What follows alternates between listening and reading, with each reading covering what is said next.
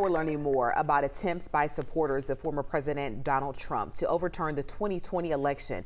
That includes former U.S. Senator from Georgia, Kelly Loeffler. 11 Alive and other news outlets, we got some leaked text messages from an anonymous source from Loeffler's phone during the weeks after the election. One text is to Loeffler, blaming her for sparking death threats against Georgia's Secretary of State and his family. John Sherrick shows us.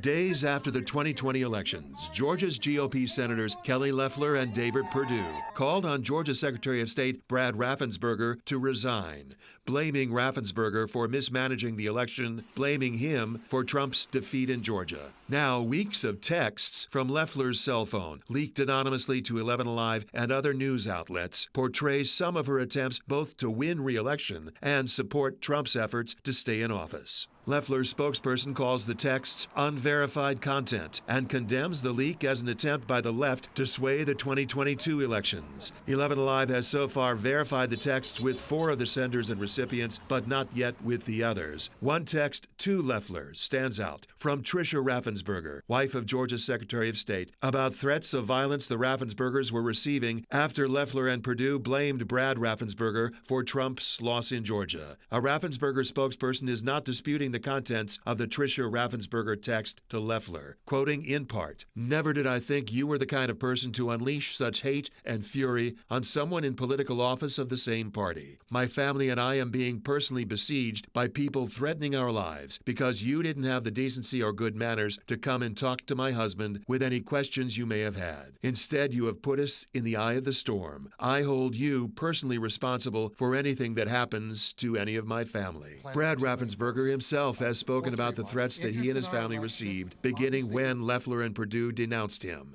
This from January 2021. And that night is when the death threats started coming in.